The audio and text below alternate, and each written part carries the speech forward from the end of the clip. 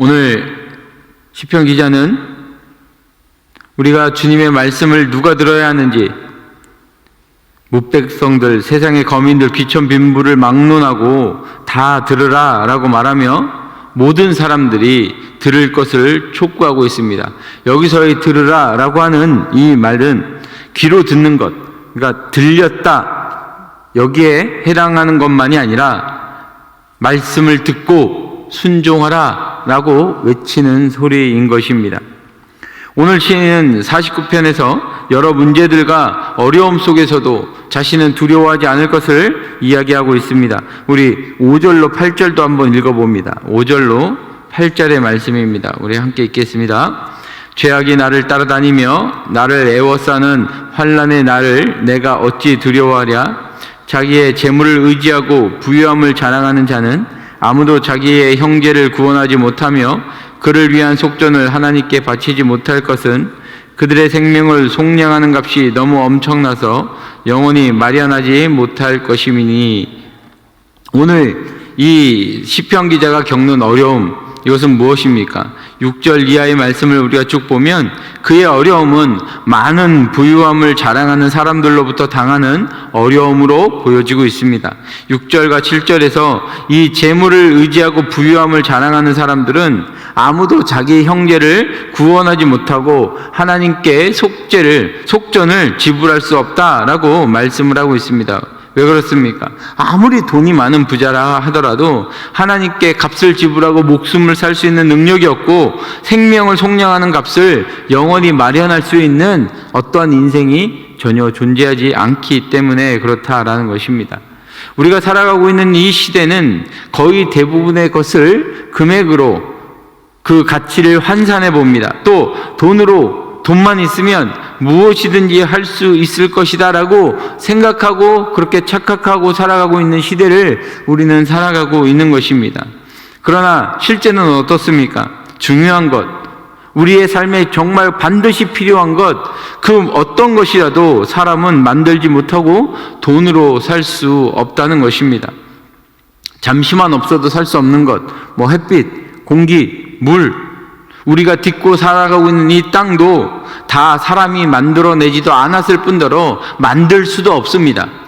그 모든 것은 다 하나님께서 주신 것이며 하나님께서 허락하신 시간 동안 우리가 사용할 수 있을 뿐인 것입니다.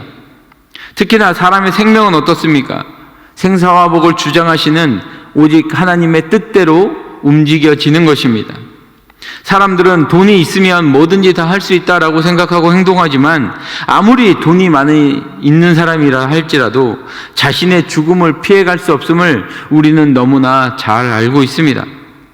그래서 오늘 9절에서는 자기의 재물을 의지하고 부유함을 자랑하는 자가 영원히 살 수 있겠느냐라고 묻고 있으며 10절은 모든 사람이 죽는다는 것, 다시 말해서 죽음의 보편성, 돈이 있건 돈이 적건 명성이 있건 명성이 없건 간에 모두 다 죽는다라는 것을 말씀을 하고 있습니다. 조금 길고 조금 짧은 것의 차이는 있을 수 있으나 죽음은 인간에게 있어서 공평한 것입니다. 지혜 있는 사람이라고 해서 죽지 않는 것이 아니지 않습니까? 어리석은 자도 역시 죽습니다.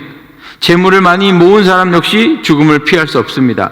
그리고 가진 것이 많든 적든 간에 자기의 소유를 죽으면서 가지고 갈 수 있는 인생은 그 어디에도 없다라는 것입니다. 우리 한번 11절 말씀 한번 같이 읽어보겠습니다. 11절 말씀입니다. 시작. 그러나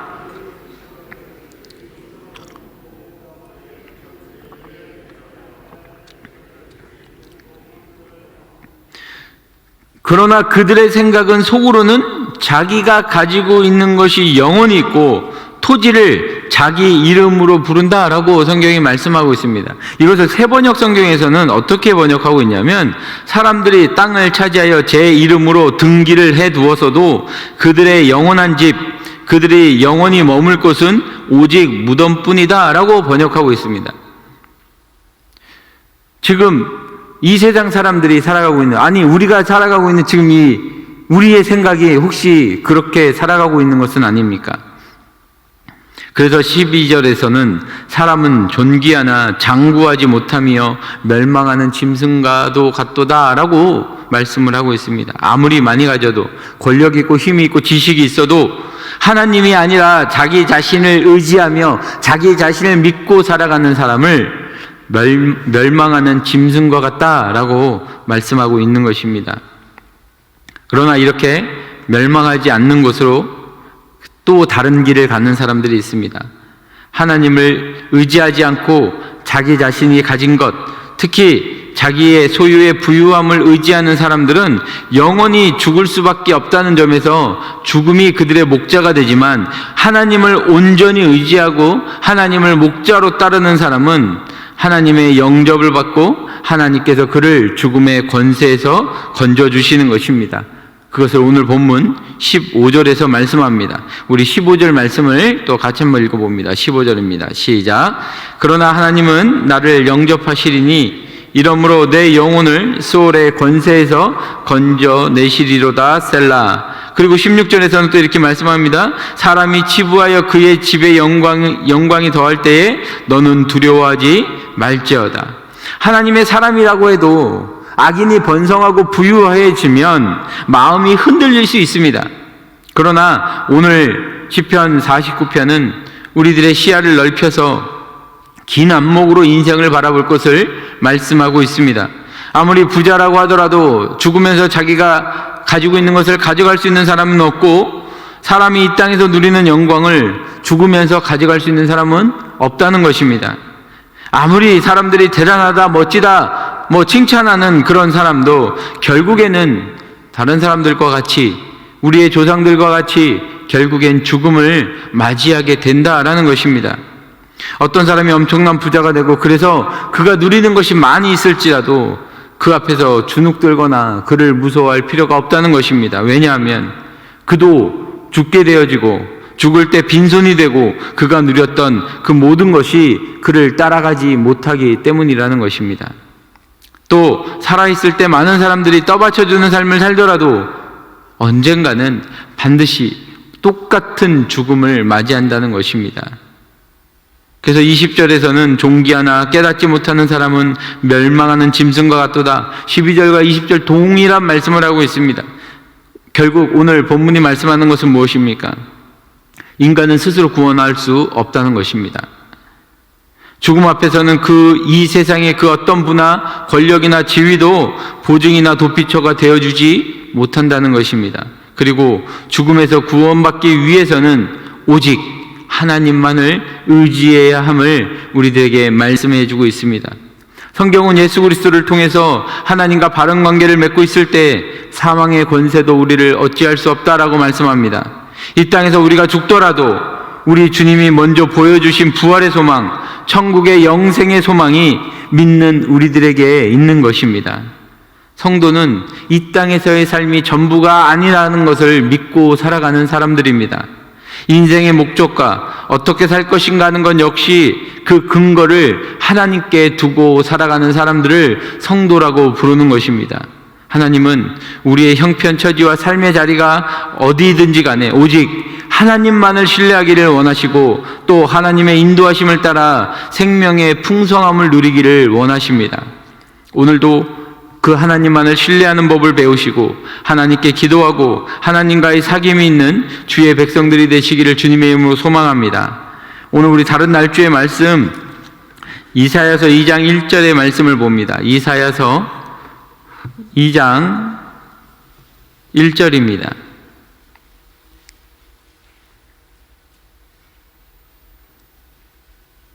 구약 969면 이사야서 2장 1절 우리 함께 읽습니다. 아모스의 아들 이사야가 오늘 또 다른 날짜의 본문이 되는 이사야서 2장은 하나님께서 본래 이스라엘 백성들, 하나님의 택하신 그 백성들을 어떤 존재가 되기를 원하셨는지와 그들의 실상, 그들이 살아가는 모습이 어떠한지를 적나라하게 보여주고 있습니다. 본래 하나님께서 유다와 이스라엘 백성들을 통해 이루시기를 원하는 계획이 무엇이었습니까? 우리 3절과 4절 말씀 또 같이 읽어봅니다. 3절과 4절입니다. 많은 백성이 가며 이르기를 오라 우리가 여호와의 산에 오르며 야곱의 하나님의 전에 이르자 그가 그의 길을 우리에게 가르치실 것이라 우리가 그 길로 행하리라 하리니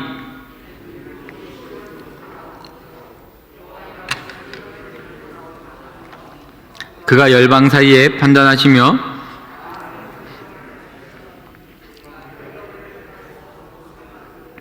그들의 창을 쳐서 낯을 만들 것이며 이 나라와 저 나라가 다시는 칼을 들고 서로 치지 아니하며 다시는 전쟁을 연습하지 아니하려니와.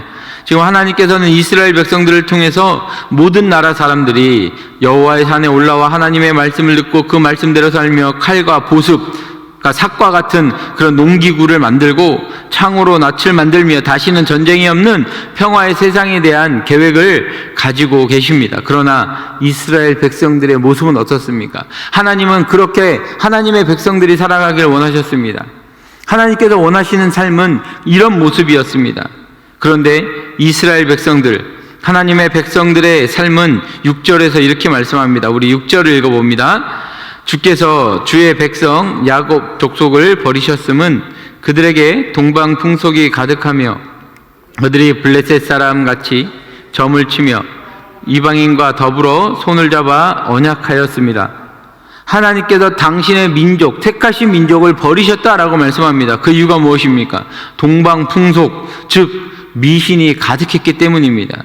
미신이라는 것이 무엇입니까? 하나님 대신에 무엇인가를 만들어 놓고 그것이 하나님인 것처럼 생각하는 거 아니겠습니까? 여러분 한번 생각해 보십시오. 아들이 아버지 닮은 마네킹을 하나 집에 가지고 들어와서 그 마네킹을 보고 아버지를 여기고 진짜 아버지처럼 섬긴다고 한다면 정말 그 진짜 아버지의 마음이 어떻겠습니까? 또 점을 친다라고 하는 것은 하나님의 말씀에 대한 포기함을 선언하는 것입니다. 점은 무당의 말을 신뢰하는 것입니다. 그리고 이방인과 손을 잡아서 하나님의 방법을 포기해버리고 말았다는 것입니다. 이것이 이스라엘 백성들, 하나님께서 선택하신 하나님의 백성들의 삶의 모습이다라고 성경이 말씀을 하고 있는 것입니다. 우리 8절과 9절도 읽어봅니다. 8절과 9절입니다. 그 땅에는 우상도 가득하므로 그들이 자기 손으로 짓고 자기 손가락으로 만든 것을 경배하여 천한 자도 절하며. 우상이라는 것은 자기의 손으로 짓고 자기의 손가락으로 만든 것입니다. 즉 우상의 중심에는 누가 있습니까? 자기 자신이 있는 것입니다. 내가 원하는 대로 만든 것입니다. 병든 이기심과 세속적인 가치관, 그런 생각으로 만들어낸 것입니다. 그래서 어떤 우상이든지 그것은 언제나 썩고 무너지게 되어져 있습니다. 왜냐하면 유한한 인간이 욕망으로, 그런 이기적인 욕망을 위해서 구하는 것, 그것이 바로 이 우상이기 때문에 그렇다는 것입니다. 그래서 17절, 18절은 이렇게 말씀합니다. 우리 17절, 18절을 읽어봅니다. 그날에 자고한 자는 굴복되며 교만한 자는 낮아지고 여호와께서 홀로 높임을 받을 것이요 우상들은 온전히 없어질 것이며. 우리의 삶 속에 주님의 날이 반드시 온다는 것입니다. 이 모든 것이 없어지는 그 날이 반드시 온다는 것입니다. 우리 속에 허망한 것을 제해버리시는 날, 주님 없이 내가 할 수 있다라고 하는 생각을 제해버리시는 날이 반드시 온다는 것입니다. 그날에 후회하고 슬퍼하기보다는 우리는 지금부터 우리 안에 그러한 것들이 남아있지 않은지 돌아보며 하나하나 없애야 한다는 것입니다. 당시에는 그토록 중요하고 그것이 틀림없이 나를 행복하게 만들어줄 거라고 생각했는데 얼마 지 않아서 그것이 오히려 나에게 아무런 의미도 없을 뿐만 아니라 오히려 그것이 나에게 나에게 아픔이 되어지고 나를 넘어뜨리게 하는 것이 되어지는 경우들이 우리의 삶 속에 너무나 많이 있다는 것입니다. 그래서 22절은 이렇게 말씀합니다. 우리 22절을 또 같이 읽어봅니다. 너희는 인생을 의지하지 말라. 그의 호흡은 코에 있나니 새말가치가 어디 있느냐. 동일합니다. 죽음이 반드시 온다는 것입니다. 인생의 끝이 반드시 온다는 것입니다. 우리는 이 땅이 영원할 것처럼 살아가지만 결국엔 우리의 호흡이 끊어지는 그날이 반드시 온다는 것입니다. 그 마지막을 아는 사람은 아무도 없습니다. 내가 언제 갈런지 아무도 없습니다. 또 안다고 해도 그것을 막을 수 있는 사람이 어디 있겠습니까? 그러면 구체적으로 이렇게 인생을 의지하지 않고 자기를 의지하지 않고 하나님만 의지하며 하나님만 의뢰하며 사는 삶은 어떻게 사는 것을 의미하는 것입니까? 5절은 이렇게 말씀합니다. 우리 5절 말씀을 읽어봅니다. 시작. 야곱 족속아 오라 우리가 여호와의 빛에 행하자. 하나님의 빛에 행할 때에 우리는 인간을 의지하지 않고 나를 의지하지 않고 하나님을 의뢰하는 법을 배우게 되어지는 것입니다. 시편에서 이렇게 말씀합니다. 주의 말씀은 내 발의 등이요 내 길의 빛이니이다. 그러니까 우리가 주의 말씀을 따라 살지 않고서는 우리가 빛 속을 걸어갈 수 없다는 것입니다. 왜냐하면 하나님의 말씀이 빛이기 때문입니다. 우리가 날마다 하나님의 말씀의 빛에 조명하에 살아갈 때에 진리의 빛 되신 주님께서 날마다 우리와 동행하심으로 우리는 오직 하나님만을 의지하며 살아갈 수 있게 되어지는 것입니다. 오늘 우리는 하나님의 말씀 앞에 서 있습니다. 기천 빈부를 막론하고 우리가 들어야 할 것은 오직 하나님의 말씀뿐임을 우리는 다시 한번 기억해야 합니다.